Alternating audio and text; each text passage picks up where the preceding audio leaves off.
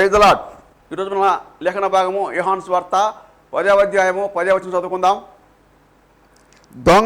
దొంగతనమును హత్యను నాశనం చేయుటకు వచ్చును కానీ మరి దేనికి రాడు.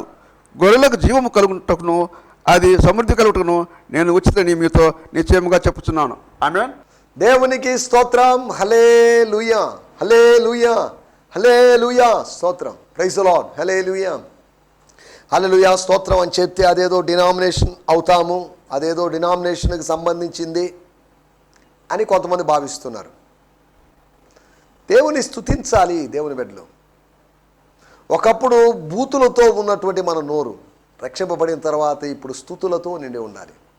నా నోటన్ కొత్త కీర్తన నా యేసు ఉంచెను అనేటువంటి ఒక పాట పాత రోజుల్లో ఉంది. మేము చిన్నప్పుడు పాడుకునేవాళ్ళు, ఇప్పుడు ఎవరు పాడడం లేదులేండి. మన నోట్లో ఒక కొత్త కీర్తన అంటే కొత్త పాట ఏదో పాడుతున్నాడు కాదు, కొత్తగా కొత్తదనంతో పాడడం, ఆత్మ సంబంధమైనటువంటి విధానంలో పాడడం, ఆత్మ సంబంధమైన తీయదనంతో పాడడం. దేవుని స్తుతించడానికి మనం పిలువబడ్డాం. ఆయన్ను స్తుతుల సింహాసనం మీద ఆసీనుడిగా చేయడానికి మనం పిలువబడ్డాం. దేవదూతల మధ్యలో ఆయన అక్కడ స్తుతించబడుతున్నాడు. ఆ స్వర్గ సింహాసనం కన్నా శ్రేష్ఠులైనటువంటి యేసు రక్తము చేత కడగబడినటువంటి లోకములోని పరిశుద్ధులు వాళ్ళ యొక్క స్తుతుల సింహాసనం మీదనే ఆయన ఎక్కువ మొగ్గు చూపిస్తున్నాడు, ఎక్కువ మక్కువ చూపిస్తున్నాడు అనేటువంటి సంగతిని మీకు గుర్తు చేస్తున్నాను. స్తోత్రం. హల్లెలూయా. సమయంలో మనం దేవుని సన్నిధికి వచ్చున్నాం అనగా, టీవీ అంటే దేవుని సన్నిధి అని కాదు, నా మాట్లాడకూడదు. మీరున్న ప్రదేశం దేవుని సన్నిధి. మీరు కొంతమంది గ్యాదర్ అయ్యారనుకుందాం, లేదా మీరొక్కరే ఉన్నారనుకుందాం, మీరు దేవుని వాక్యం వింటూ కూర్చున్నారనుకుందాం. దైవ సాన్నిధ్యాన్ని మీరు అనుభవించవచ్చు. వాక్యము వెల్లడి అగుట తోడనే వెలుగు కలిగింది అని రాయబడింది. వెలుగు కలిగిందంటే ఒక కరెంటు పవర్ కట్ అయిపోయింది, అకస్మాత్తుగా వాక్యం చెప్తుందని కరెంట్ వచ్చిందని కదా అని అర్థం. పవర్ వచ్చిందని కాదు, లైట్స్ వెలిగాయని కదా అని అర్థం. అనగా మన ఆత్మ ప్రపంచంలో, మన ఆత్మీయ జీవితంలో మూయబడినటువంటి కణులు ఉన్నటువంటి అనుభవంలో, ఆ చీకటిలో అంధకారములో మెరుపు మెరిసింది. వాక్యము మెరుపులాగా మెరుస్తుంది అని దీన్ని బట్టి మనం అర్థం చేసుకోవాలి. మన ఆత్మీయ జీవితానికి దేవుని వాక్యం అవసరం. ఎందుకంటే ఆత్మీయ జీవితంలో మనం ముందుకు సాగుతున్నప్పుడు మన మార్గమంతా స్వర్గపు వెలుగు యొక్క అవసరత ఉన్నది. సరే, దేవుని స్తోత్రం. హల్లెలూయా. సమయంలో మనం దేవుని వాక్యాన్ని ధ్యానించుకుందాం. నిన్న మనం ఆలోచించిన మాటలు నేను కొన్ని మీకు గుర్తు చేస్తాను. యేసు ప్రభు చెప్తున్నాడు, నాకు కొన్ని గొర్రెలు ఉన్నాయి అన్నాడు. సాధారణంగా గొర్రెలు అనేవి కాపరికి ఉంటాయి. కాపరికి ఉన్నప్పటికీ ద్వారపాలకుడు ఆ మంద యొక్క బాధ్యత తీసుకుంటున్నాడు, ఆ దొడ్డి యొక్క బాధ్యత తీసుకుంటున్నాడు. అలాగని గొర్రెల మీద ఆయనకేదో ప్రత్యేకమైన బాధ్యత ఉందని కాదు అర్థం. 2, 3 లేదా 4 కాపర్లు అందరి గొర్రెలు అక్కడ మిక్స్ అయిపోయి అన్నీ కలిసి ఉంటున్నాయి. కాపరికి కొరకు మాత్రమే డోర్ తెరవబడుతుంది. అనగా పాస్ ఉన్నోళ్ళ కోసమో లేదా టికెట్ ఉన్నోళ్ళ కోసమే మాత్రం తెరవబడినట్టు అనమాట. కొన్ని గేట్లు తెరవబడినట్లుగా, ఏదో మంత్రం చెప్తే గేట్లు తెరవబడినట్లుగా. ద్వారపాలకుడు అందరి కోసం తలుపులు తీయడం లేదు, కాపరి కోసమో లేదా కాపరుల కోసమో తలుపులు తీస్తున్నాడు. ఒకవేళ దుష్టులైనటువంటి క్రూరులైనటువంటి కాపరులతో చేతులు కలిపి రాజీ పడి వాళ్ళని లోపలికి రానిచ్చాడు అనుకోండి, ఇక అంతే సంగతి. గొర్రెల యొక్క పరిస్థితి అగమ్య గోచరంగా ఉంటుంది. స్తోత్రం. మనం ఆలోచించిన విషయాలు, సొంత గొర్రెలు అంటున్నప్పుడు యేసు ప్రభుకు సొంతంగా కొన్ని ఉన్నాయి. సొంతం కానివేదో ఉన్నాయని కాదు, ఈ దొడ్డివి కానీ, ఈ జూయిష్ ఫ్లాక్కు చెందని, ఈ జూయిష్ గ్రూపుకు సంబంధించినటువంటి నాన్ జూయిష్ పీపుల్ ఉన్నారు. వేరొక మంది ఉంది, అన్యులైనటువంటి మంది ఉంది. ఆ మందని కలుపుతానని చెప్పిన మాటలు మనం పై వచ్చినాల్లో మనం చూడొచ్చు. మనం ఇప్పుడు వాటిలోకి వెళ్ళలేదు. స్తోత్రం, స్తోత్రం. కాపరి వెనుక ఉన్న గొర్రెలని, అంతేకాకుండా కాపరి చేతిలో ఉన్న గొర్రెలు. నా చేతిలో నుంచి అనగా యేసు చేతిలో నుంచి ఎవరూ వాటిని అపహరించలేరు, అనగా దొంగలించలేరు. No one could steal this sheep. ఆయన చేతిలో వేల గొర్రెలు ఉన్నాయి. ఆయన కుడి చేతిలో 7 నక్షత్రాలు ఉన్నాయి. అలాగైతే ఆయన కుడి చేతిలో ఎన్ని గొర్రెలు ఉన్నాయి? చేతిలో ఉన్నాయి అంటే దాని అర్థం ఆయన అండర్లో ఉన్నాయి అని అర్థం, ఆయన ప్రభుత్వం కింద ఉన్నాయని అర్థం, ఆయన అధికారానికి లోబడుతూ ఉన్నాయని అర్థం. అంతవరకే కానీ అక్షరార్థంగా చేతిలో ఉన్నాయని కాదు. స్తోత్రం, హల్లెలూయా. కాపరి వెనుక కొన్ని గొర్రెలు ఉన్నాయి. ఎందుకంటే కాపరి ముందు నడుస్తున్నాడు గట్ట వెనక. కాపరిని దాటుకొని ముందుకు వెళ్ళడం లేదు. కాపరి లైన్లు గీసుకుంటూ ఈ లైన్లోని ఈ ట్రాక్లో రావాలని చెప్పడం లేదు. అయినప్పటికీ కూడా వాటి గురి అంతా ముందు వెళుతున్నాడు కాపరి. కాపరి ముందు ఏదైనా సమస్య వచ్చినప్పుడు కాపరి ఎదుర్కొంటాడు కనుక మనం వెళ్ళగలము. మనము సమస్యను ఎదుర్కోవాల్సిన అవసరం లేదు. మన పక్షాన యేసు, మన పక్షాన కాపరి నడుస్తున్నాడు, వ్యాజ్యమాడుతున్నాడు, పోరాడుతున్నాడు. యుద్ధము యెహోవాదే అన్నాడు లోయలోకి దిగిన తర్వాత. అరే, యుద్ధము యెహోవాదే అన్నప్పుడు నేను ఏటి లోయలోకి వెళ్ళి ఎందుకు 5 నున్నటి రాళ్ళు తీసుకొని రావాలి? యుద్ధము యెహోవాదే అని అంతఃపురములో చెప్పలేకపోయినటువంటి దావీదు, చెప్పలేడు అని కాదు, చెప్పలేకపోయాడు, కానీ సాక్ష్యమే చెప్పాడు. 2 సాక్ష్యాలు చెప్పాడు. సాధారణంగా అందరూ ఎక్కడైనా దేవుని మందిరం నడిపితే ఒక సాక్ష్యం చెప్తారు. దావీదు 2 సాక్ష్యాలు చెప్పాడు. అందరూ మందిరంలో సాక్ష్యం చెప్తారు, ఇతడు అంతఃపురంలో సాక్ష్యం చెప్పాడు. రాజు ఎదుట సందర్భం వచ్చింది కాబట్టి సాక్ష్యం చెప్పాల్సి వచ్చింది. రాజా చెప్పదలుచుకోలేదు, కానీ చెప్తున్నా నేను. 2 ఇన్సిడెంట్లు జరిగాయి. ఈ 2 ఇన్సిడెంట్లు నాకేదో పాఠం నేర్పిస్తుంది, ఇవేదో సూచన నాకు ఇస్తున్నాయి. 3వ ఒక పెద్ద పోరాటం ఉంది. గొర్రెలను కాపాడాలంటే, ఇశ్రాయేలు అనేటువంటి గొర్రెలను కాపాడాలంటే, గొల్లియాతు అనేటువంటి తోడేలు, గొల్లియాతు అనేటువంటి ఎలుగుబంటి, గొల్లియాతు అనేటువంటి ఇంకా ఏదైనా కావచ్చు క్రూరమైన జీవి, వాటిలోంచి బయటపడాలంటే ఒకటే మార్గం. కాపరి మౌనంగా ఉంటే కుదరదు. సరే, పోతే పోయిందిలే అనేటువంటి ధోరణిలో కాపరి ఉంటే పనికిరాదు. కాపరి కూలివాడిగా అనగా జీతగాడిగా ఉంటే పనికిరాదు. తన ఒక బాధ్యత ఫీల్ అయినప్పుడు, పొసెసివ్ నేచర్లో తాను ఉన్నప్పుడు, నా గొర్రె ఒకటి కూడా పోవడానికి వీల్లేదు.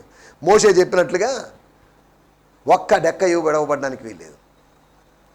99 గొర్రెలు ఉన్నాయి కదా, ఒక్క గొర్రెది ఏముందిలేండి. ఈ 2-3 నెలల తర్వాత ఈ గొర్రెల సంఖ్య పెరిగే అవకాశం ఉంది, తగ్గే అవకాశం లేదు. కొన్ని గొర్రెలు ఈనినప్పుడు ఇంకా పిల్లలు వచ్చేస్తాయి. కాబట్టి ఎందుకులే, ఒకటే, ఆఫ్టర్ ఆల్ ఒకటే కదా అనుకోలేదు.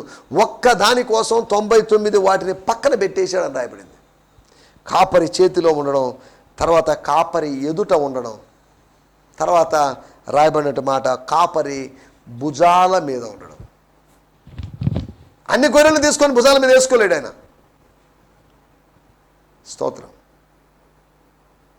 ఒక గొర్రెని ఎందుకు దాని పట్ల ఆయనకంత మమకారం అంటే, దేవుడేమన్నా, యేసు ప్రభు ఏమన్నా, మనుష్య కుమారుడైనటువంటి ఆయన ఏమన్నా పక్షపాతం చూపించానో, పక్షపాత ధోరణి కాదు, అది గాయపడింది నడవలేదు. నడవలేని దాన్ని ఆయన నడిపిస్తాడు. నీకు నడవడానికి శక్తినిస్తాడు, నేను నడిపిస్తాడు. ఆయన నడిపిస్తాడు నా దేవుడు. చేయి పట్టుకొని నడిపిస్తాడు. అది బాల్యంలో జరిగేటువంటి పని. వాక్యం చేత నడిపించడం కాస్త ఎదిగిన తర్వాత, పెద్దవాడైన తర్వాత, పక్వతకు వచ్చిన తర్వాత జరిగే పని. పిల్లల్ని చేపట్టుకొని నడిపించావు, తర్వాత నాన్న అక్కడికి వెళ్తున్నావు, అలా వెళ్ళొద్దు, బాబు అటు వెళ్తున్నావు అమ్మా, అలా వెళ్ళొద్దు, వాటితో స్నేహం వద్దు, ఆ ఊరికి వెళ్ళొద్దు, ఈ ఊరికి వెళ్ళొద్దు, లేదా పలాని పని చేయొద్దు అని మనం నడిపింపునిస్తున్నాం, గైడెన్స్ని ఇస్తున్నాం. అక్షార్థమైనటువంటి గైడెన్స్ కాదు, ఇది ఒక మెంటల్ గైడెన్స్. మానసికంగా అదిగో అలాగా ఇలాగని ఇన్స్ట్రక్షన్స్ ఇస్తున్నాం. Instructional guidance. ఇందాకేమో అయితే చిన్నప్పుడు చేతిని పట్టుకొని ఇదిగో నేరుగా వెళ్ళు, కాస్త లెఫ్ట్కి వెళ్ళు, మళ్ళీ రైట్కి వెళ్ళు అని ఇలా చెప్పడం లేదు. వాడిని పట్టుకుంటున్నాం మనం. ఇక పట్టుకున్నప్పుడు వాడు పడిపోయేటువంటి అవకాశం లేదు. పెద్దవాళ్ళు అయిపోయి ఇన్స్ట్రక్షన్స్ ప్రకారం వాళ్ళు గైడెన్స్ పొందినప్పుడు కొన్నిసార్లు వాళ్ళు తప్పిపోవచ్చు. ఎవరు లేదులే, ఎవరు చూడడం లేదులే, తల్లిదండ్రులు లేరు కదా అని అనుకుంటూ ఉన్నప్పుడు, అని ఒకవేళ అనుకుంటే ప్రజలు, యవన బిడ్డలు పాపాలు చేసేటువంటి అవకాశం ఉంది. స్తోత్రం, హల్లెలూయా. కాపరి భుజాల మీద ఉన్నటువంటి గొర్రెల గురించి మనం మాట్లాడుకున్నాం. ఇలాగా సొంత గొర్రెల గురించి మనం మాట్లాడుకున్నాం. రండి ఈ సమయంలో యోహాను సువార్త 10వ అధ్యాయము 10వ వచనము. యోహాను సువార్త 10వ అధ్యాయం 10వ వచనం. దొంగతనమును దొంగతనము హత్యను నాశనమును చేయుటకు వచ్చును, కానీ మరి దేనికి రాడు. గొర్రెలకు జీవము కలుగుటకు అది సమృద్ధిగా కలుగుటకును నేను ఉచితాన్ని మీతో నిశ్చయముగా చెప్తున్నాను. A thief has only one thing in his mind. అతని మనసులో వేల సంగతులు లేవు, ఒకే ఒక సంగతి, ఒకే ఒక ఆలోచన, ఒకే ఒక దృక్పథం ఉంది. ఏంటది? అక్కడ రాయబడిన మాటలు, he wants to steal, he wants to slaughter and he wants to destroy. Stealing, slaughtering and destroying, ఇది వాడు మూడు చేసేటువంటి పనులు. స్తోత్రం, హల్లెలూయా. అక్కడ మాట చూడండి, but I have come to give you everything in abundance, more than you expect, life in its fullness until you overflow. మీరు పొంగి పొర్లేటువంటి అనుభవం వచ్చేంత వరకు, మీ సమృద్ధి మీకు మీ కుటుంబానికి పరిమితం కాకుండా ఇతరులకు నీ ఆశీర్వాదాలు ఇతరులు అనుభవించినట్లుగా, ఇతరులు పొందుకున్నట్లుగా, నువ్వు దీవించబడడం ద్వారా వాళ్ళు కూడా దీవించబడినట్లుగా అటువంటి దీవెన నేను మీకు ఇస్తాను అన్నట్టుగా వాక్యాన్ని బట్టి అర్థం చేసుకోవచ్చు. స్తోత్రం, హల్లెలూయా. రండి మనం ఈ సమయంలో మనం ఆలోచిస్తున్న మాటల్లోకి వచ్చేస్తాం. మన మూలవాక్యం యోహాను సువార్త 10వ అధ్యాయం 10వ వచనం. గత ఎపిసోడ్లో కూడా ఒకసారి మనం దీని గురించి మాట్లాడుకోవడం జరిగింది. మన టైటిల్ సమృద్ధి జీవం. సమృద్ధి జీవం అంటే ఏంటో అనే దాని గురించి కూడా మనం మాట్లాడుకున్నాం. యోహాను సువార్తలో 3 రకాల జీవాలు ఉన్నాయని వాటి గురించి చెప్పుకోవడం జరిగింది. ఇప్పుడు మనం వాటిలోకి వెళ్ళలేదు. స్తోత్రం, స్తోత్రం, స్తోత్రం, హల్లెలూయా. గొర్రెలను దొంగలించడానికో, దోచుకోవడానికో, లేదా ఉన్ని దోచుకోవడానికో, లేదా వాటిని ఏదో విధంగా తీసుకుని పోలేని పరిస్థితులు అక్కడే కొట్టి చంపి ఏదో నాశనం చేయడం కోసం ఇవి వాడి ఉద్దేశాలు. దొంగను హైలైట్ చేయడం కాదు యేసు ప్రభు యొక్క ఉద్దేశం. దొంగ ఇలా వచ్చాడు, కానీ దొంగ కానివాడు, దొంగకి భిన్నమైన వాడు, దొంగను పట్టించడానికి శక్తి కలిగిన వాడు, దొంగ బుద్ధి ఏంటో తెలియజేసిన వాడు.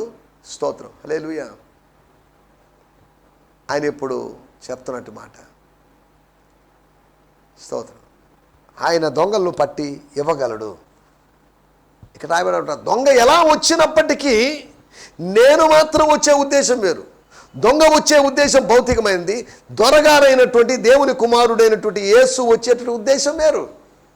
ఒకటి శరీర సంబంధమైనటువంటి స్వార్థ సంబంధమైన ఉద్దేశం, రెండవది ఆత్మ సంబంధమైన ఉద్దేశం, అందరికీ ప్రయోజనార్థమైనటువంటి ఉద్దేశం. అందరికని కాదు, ఎక్కువ మందికి, మెజారిటీ ఆఫ్ ది పీపుల్. ఇండియాలో ఉన్నటువంటి అందరికీ మనం సహాయకులుగా మారలేకపోవచ్చు. ఆంధ్రప్రదేశ్లో ఉన్న వాళ్ళందరికీ మనం సహాయకులుగా మారలేకపోవచ్చు. నెల్లూరు జిల్లాలో ఉన్న వాళ్ళందరికీ మనం సహాయకులుగా మారకపోవచ్చు.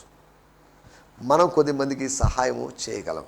దేవుని స్తోత్రం, హల్లెలూయా, హల్లెలూయా, స్తోత్రం. యేసు ప్రభు ఎందుకు వచ్చాడు అనేటువంటి ఉద్దేశాలు మనం సమృద్ధి జీవం ఎలా కలుగుతుంది అనే దాని గురించి ఒక 4 విషయాలు మీకు జ్ఞాపకం చేస్తాను. యోహాను సువార్త 10వ అధ్యాయము 3వ వచనం. స్తోత్రం. అతనికి ద్వారపాలకుడు తలుపు తీయును, గొర్రెలు అతని స్వరము వినును. అతను తన సొంత గొర్రెలను పేరు పెట్టి పిలిచి వాటిని వెలుపలికి నడిపించును. దేవుని స్తోత్రం. అందరూ కలిసి ఉన్నారు, వేరైపోయే సమయం వచ్చింది. గోధుమలు గురుగులు 2 కలిసి వచ్చాయి, రెండింటిని వెడగొట్టాల్సిన సమయం వచ్చింది. కోతకాలంలో విడిపోతాయి. గొర్రెలు మేకలు కలిసి ఉన్నాయి. కోతకాలం వచ్చేసరికి, జడ్జిమెంట్ టైం వచ్చేసరికి, తీర్పు సమయం వచ్చేసరికి, ప్రభువు రాకడ సమయం వచ్చేసరికి వాటిని విభజించాల్సిన అవసరం ఉంది. వలం తీసుకొని సముద్రం మీదకి విసిరాం. స్తోత్రం. పట్టాం, చేపలు విస్తారంగా పట్టాం. రకరకాల చేపలు వచ్చేసాయి, కానీ కొన్నిటిని మనం తీసి పారేసాం. వాటి కోసం కాదు మనం ఆ వల వేసింది, కానీ ఆ వలలో పడ్డాయి. అనగా శ్రేష్టమైనది వాటినే తీసుకుంటాం మనం. వాటిలో ఎన్నుకొని పలాంది ఏదో పలాంది తీసుకుందాం అని మనం తీసుకుంటాం. దేవుని స్తోత్రం. 10వ అధ్యాయంలో 3వ వచనంలో రాయబడిన మాట మనం చదువుకున్నట్టుగానే స్తోత్రం, ఆయన వాటిని వెలుపలికి రప్పించినప్పుడల్లా ఒక సహవాసం, అందరితో కలిసి ఉన్నప్పటికీ, లోకంలో అందరితో కలిసి ఉన్నప్పటికీ, సమాజంలో లేదా సంఘంలో అందరితో కలిసి ఉన్నప్పటికీ కూడా స్తోత్రం, నువ్వు వేరుగా ఉండాలి అనేది దేవుని యొక్క ఉద్దేశం. God wants to see your separation. అవును, స్తోత్రం. అబ్రహాము లోతులు కలిసి ఉన్నారు, వాళ్ళు విడిపోయారు. ఈ ఇష్యూ జరిగిన దగ్గర నుంచి దేవుడికి వస్తా మౌనంగా ఉన్నాడు. కానీ ఎప్పుడైతే సెపరేషన్ జరిగిందో స్తోత్రం, దేవుని స్తోత్రం, హల్లెలూయా, దేవుడు మాట్లాడాడు. దేవుడు అబ్రహాంతో మాట్లాడాడు. సరే, అంతకుముందు మాట్లాడలేదా తర్వాత మాట్లాడలేదా అనే విషయాలకు వెళ్ళలేదు. కానీ దేవుడు మాట్లాడాలి అంటే మనం దేవుని సన్నిధిలో చక్కగా నిలబడిన వారంగా ఉండాలి. దేవుని పరిచర్య విషయంలో స్తోత్రం, హల్లెలూయా, మనకి ఆలోచిస్తున్న విషయం సహవాసం ద్వారా సమృద్ధి జీవం. Abundant life is possible. సమృద్ధి జీవం అనేది సాకారం కానటువంటి ఒక స్వప్నమే కాదు, అది సాకారం అవుతుంది. స్తోత్రం. సమృద్ధి జీవాన్ని గురించినట్టు ఆ స్వప్నం నెరవేరుతుంది. సమృద్ధి జీవాన్ని గురించినట్టు స్వప్నంతో యేసు ప్రభు ఈ లోకానికి వచ్చాడు. తనకు సమృద్ధి జీవం కావాలని కాదు, కాపరికి సమృద్ధి జీవం కావాలని కాదు, కాపరిది కాదు. కాపరిగా ఉన్నాను, నేను ఎక్కడైనా పడుకుంటాను, ఎక్కడ తోస్తే అక్కడ పడుకుంటాను. నక్కలకు బొరియలు ఉంటాయి, ఆకాశ పక్షులకు గూళ్ళు ఉంటాయి, కానీ తల వాల్చుకుంటూ మనిషి కుమారునికి స్థలము లేదు. There is no room for the son of man. స్తోత్రం. 3.5 సంవత్సరాలు తిరిగాడు. సరే, వాటన్నిటిలోకి వెళ్ళలేదు. మొట్టమొదటిది సహవాసం ద్వారా, through fellowship we could get abundant life. సమృద్ధి జీవాన్ని మనం పొందగలం. స్తోత్రం, హల్లెలూయా. రెండో విషయాన్ని నేను మీకు జ్ఞాపకం చేస్తాను. ఎలా వస్తుంది ఈ సమృద్ధి జీవం? సమృద్ధి జీవం ఆటోమేటిక్గా వచ్చేది కాదు, లేదా బై మిస్టేక్ వచ్చేది కాదు. That's a process. అనగా సమృద్ధి జీవం కొద్దిగా స్థాయిలుగా స్టెప్ బై స్టెప్ వస్తుందని కాదు. ఈరోజు కొద్దిగా, రేపు కొద్దిగా, ఎల్లుండి కొద్దిగా వస్తుందని కాదు. దేవుని స్తోత్రం, హల్లెలూయా. మనం ఇక్కడ ఆలోచిస్తున్నట్టు విషయము ఒకటి, సహవాసం ద్వారా సమృద్ధి జీవం కలుగుతుంది. ఒక శ్రీమంతుడితో సహవాసం చేసిన వాడు దరిద్రుడైనా కానీ వాడు సంపన్నుడిగా మారే అవకాశం ఉంది. ఆ సంపన్నుడంత సంపన్నుడిగా కాకపోయినా అతని యొక్క సహకారంతో, అతని యొక్క స్నేహాన్ని పురస్కరించుకుని, అతని స్నేహాన్ని బట్టి, హల్లెలూయా, స్తోత్రం. ఒకటి, మొట్టమొదటి విషయము సహవాసం ద్వారా సమృద్ధి జీవం. రెండవది యోహాను సువార్త 10వ అధ్యాయము 4వ వచనంలో మనం చూసుకున్నాం. మరియు అతడు తన సొంత గొర్రెలన్నిటిని చాలండి సార్. రెండోది మనం ఆలోచిస్తున్నట్టు విషయము నడిపింపు ద్వారా, through guidance you will get సమృద్ధి, యూ విల్ గెట్ అబండెన్స్. నడిపింపే లేకపోయింది అనుకోండి, ఆత్మ సంబంధమైనటువంటి సమృద్ధి జీవం లేదు. సమృద్ధి జీవం అంటే ఏంటి అని ఒక నిర్వచనమో, లేకపోతే దొంగ అంటే ఎవరు అనే నిర్వచనం, ఇవన్నీ చెప్పలేదు. తాను ఎందుకు వచ్చాడన్నట్టు ఆ 3 కారణాలు చెప్పుకుంటూ వచ్చాడు. 3 కారణాలు కాదు, 2 కారణాలు, వాటిని చెప్పుకుంటూ వచ్చాడు. స్తోత్రం, హల్లెలూయా. మనం ఆలోచిస్తున్నట్టు రెండో విషయం, నడిపింపే లేకపోతే సమృద్ధి జీవానికి అవకాశం లేదు. ఆయన నడిపించాలి, ఆయన నుంచి శక్తిని పొందుకొని నడవగలము. దేవునితో 300 సంవత్సరాలు హనోకు నడిచాడు. నడిపించబడుతున్నప్పుడు బలాన్ని పొందుకుంటాడు. దేవుని స్తోత్రం, హల్లెలూయా. సమృద్ధి జీవం సహవాసం ద్వారాని, సమృద్ధి జీవము నడిపింపు ద్వారానని యోహాను సువార్త 10వ అధ్యాయము 9వ వచనం. స్తోత్రం. అక్కడ రాయబడిన మాటలు 10వ అధ్యాయం 9వ వచనం. నేనే ద్వారమును, నా ద్వారా ఎవడైనా లోపలికి ప్రవేశించిన ఎడల వాడు రక్షింపబడిన వాడై లోపలికి పోవచ్చు, బయటికి వచ్చును. దేవుని స్తోత్రం. వాడేమవుతాడు? శిక్షించబడిన వాడై అని కాదు, వాడు రక్షింపబడిన వాడై. దేవునికి స్తోత్రం, హల్లెలూయా. వాడు లోపలికి వెలుపలికి లోపలికి వెళ్ళినోడు వెలుపలే ఉండడు. లోపల ఉన్నోడు లోపలనే ఉండడు. లోపలికి వెలుపలికి తిరుగుతూనే ఉంటాడు. అదేంటిది? కాలుగాలిన పిల్లలాగా తిరగడం ఏంటి? కాదు. లోకమంతా తిరిగినటువంటి ఒక పక్షి తిరిగి తనను పంపినటువంటి యజమానుని దగ్గరికి తిరిగి వెళ్ళింది. ఎద్దు తన కామందును ఎరుగును, గాడిద తన సొంతవాని దొడ్డిని ఎరుగును. సో అయితే ఏంటి? ఎందుకు చెప్పారో తెలుసా? పశువులకున్న కామన్ సెన్స్ కూడా ప్రజలకు లేదు అని చెప్పడానికి. అవును, వాస్తవమే. మనం సృష్టించుకుంటున్నటువంటి సమస్యలు పశువులో లేకపోతే జంతువులు ఇవేమి సృష్టించుకోవడం లేదు. అవైనా కాస్త గొడవ పడితే తన సర్దుకోకపోతే ఏదో అయిపోతుంది. కానీ మనం అలా కాదుగా. కలహాలతోనే కాపురం చేసేటువంటి వాళ్ళం. స్తోత్రం, హల్లెలూయా. మూడో విషయాన్ని నేను మీకు జ్ఞాపకం చేస్తాను. రక్షణ ద్వారా, రక్షింపబడ్డం ద్వారా, దీని ద్వారా నీవు సమృద్ధి జీవాన్ని పొందుకుంటావు. స్తోత్రం. తర్వాత 4వది యోహాను సువార్త 10:9 ఎలాగా? నేనే ద్వారమును, నా ద్వారా ఎవడైనా లోపల ప్రవేశించిన యెడల వాడు రక్షింపబడిన వాడై పోవచ్చు. రక్షింపబడితే పడతాడు లేదు ఏమో డౌట్ అని కాదు. రక్షింపబడిన వాడై బయటికి వచ్చుచు మేత మేయుచును. బయటికి వచ్చినా కానీ రక్షణ ఆనందంలో కొనసాగుతూ, లోపల ఉన్నా కానీ రక్షణ చేతిలో ఉంటూ. స్తోత్రం, హల్లెలూయా. తర్వాత రాయబడినటువంటి మాట, లేకపోతే చివరిగా రాయబడిన మాట, మేత మేస్తూ ఉంటాడు. మేత మేస్తూ ఉంటాడంటే మేతను తింటూ ఉంటాడు. గడ్డిలో ఏదో దానికి దొరికిందని తింటూ ఉంటాడు. ఆహారమైన దాన్ని, శాకాహారాన్ని, లేదు అంటే ఆ పచ్చని చెట్లని వాటిని తిన్నాం. స్తోత్రం. అటువంటి ఆహారం వాడు మేత మేస్తూ ఉన్నాడు. మేత, అతను కోత కోస్తున్నాడు కాదు, అతను మేత మేస్తున్నాడు అనేదానికి, మేత మేస్తున్నాడు ఈజ్ నాట్ కన్స్యూమింగ్ ఫుడ్ అని కాదు, పాస్చర్స్ అని కాదు. He would find the pastures. బయటికి వెళ్ళి లోపల మేత ఉంది, అది వేరే విషయం. బయటికి వెళ్ళి 1 గంట, 2 గంటలో, 3 గంటలో, 4 గంటలో గడుపుతాం. బయట మేత ఏంటి? స్తోత్రం. లోపల సరే, బయట సరే. బయట కూడా వాడు పని చేసి అలసిపోతున్నప్పుడు బలమైన ఆహారం తీసుకుంటాడు. తర్వాత సాయంత్రం అయ్యేసరికి తన సంపాదనతో రోజువారీ కూలో, లేదా వారానికి ఒకసారి కూలో, నెలకోసారి కూలో ఏదో దొరుకుతుంది, ఇది వేరే విషయం. స్తోత్రం. 4వది మేత ద్వారా. మనకు సమృద్ధి ఎలా కలుగుతుంది?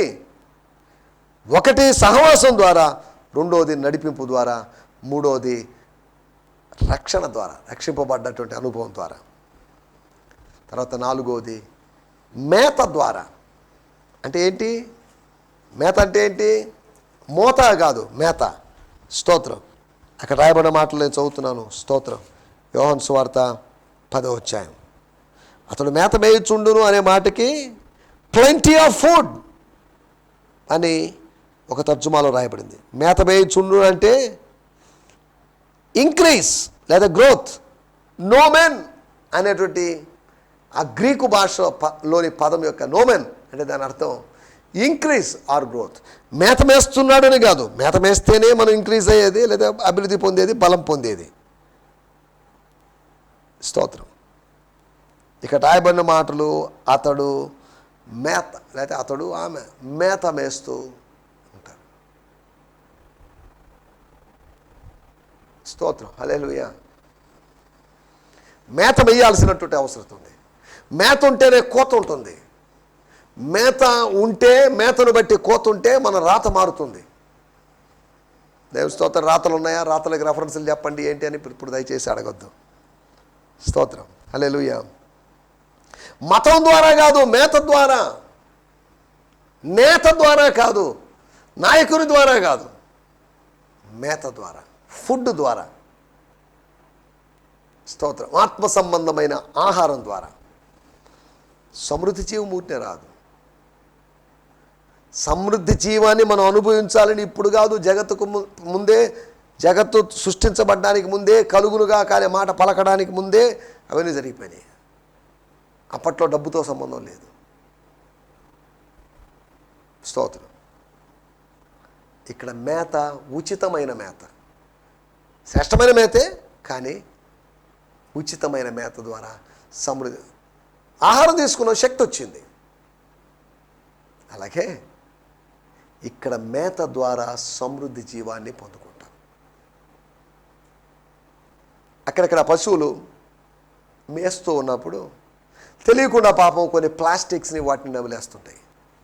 అవి జీర్ణం కావు, అరగవు. అలాగే మళ్ళీ తర్వాత రోజుకి అది వేసేటువంటి పేడ రూపంలో బయటకు వస్తుంది, అది వేరే విషయంలేండి. గేదెల గురించి మాట్లాడుతున్నాం. మేత మేయాల్సిన అవసరం ఉంది. మేత వాక్యమే, వాక్యపు మేతను మేయాల్సిన అవసరం ఉంది. నా ద్వారా రక్షింపబడిన వాడే లోనికి వస్తాడు, బయటికి వెళ్తాడు, బాగానే ఉంది. సమృద్ధి జీవం ఎలా వస్తుంది? సామాన్యమైన జీవం ఓకే, సామాన్యమైన జీవం కోసం మనం ఆహారం తింటున్నాం, ఏవో తింటున్నాం, మంచి మంచి పోషక పదార్థాలు, విటమిన్ ట్యాబ్లెట్స్, ఏదో రకరకాలు చేసేస్తున్నాం. సమృద్ధి జీవం కోసం మనం చేయాల్సినట్టు పనులు సహవాసంగా ఉండడం, నడిపింపు కలిగి ఉండడం, రక్షణ అనుభవాన్ని కలిగి ఉండడం, అంతేకాకుండా మేతను తింటూ ఉండడం. కొంతమంది ఎప్పుడు ఏదో ఒకటి నములుతూ ఉన్నట్లుగా మనం కూడా మేసేటువంటి అనుభవం, అటువంటి అనుభవంలో వెళ్ళడానికి ప్రభు మనకు సహాయం చేయనుగాక. ప్రార్థన చేసుకుందాం. దయచేసి తలలోంచండి, కళ్ళు మూసుకొని చిన్న ప్రార్థన చేసుకుందాం. పరిశుద్ధుడమైన మా దేవా, మీకు వందనాలు చెల్లిస్తున్నాం. మీరు మాకు వినిపించిన మాటల కొరకే మీకు వందనాలు. సమృద్ధి జీవము ఎలా వస్తుంది? సమృద్ధి జీవాన్ని మేము ఎలా పొందుకోగలం అనేటువంటి విషయాల్ని మీరు మాకు తెలియజేసినందుకు మీకు వందనం చేస్తున్నాం. సహవాసం చేయడం ద్వారా సమృద్ధి జీవాన్ని మేము అనుభవిస్తామని, మేము సమృద్ధి జీవాన్ని అనుభవించాలి, అది మీ చిత్తమని మీ వాక్యం ద్వారా మేము గ్రహిస్తున్నాం. స్తోత్రం, స్తోత్రం, స్తోత్రం, స్తోత్రం. తండ్రి, మీకు వందనాలు చెల్లిస్తున్నాం. రక్షింపబడ్డం ద్వారా మేము మా జీవితంలో మార్పు కలుగుతుంది.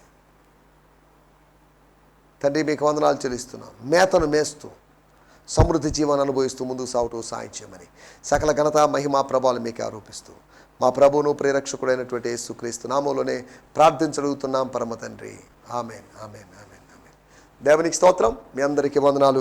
ప్రభు మిమ్మల్ని దీవించుగాక. ప్రభు చిత్తమైతే రేపు ఉదయకాలం శాంతి టీవీలో, అనగా ఇదే ఛానల్లో, 51వ ఛానల్లో ఇదే సమయంలో దేవుని వాక్యాన్ని విందాం. అప్పటి వరకు దేవుని కృప మనకు తోడే ఉండి నడిపించి బలపరచునుగాక. హల్లెలూయా. స్తోత్రం.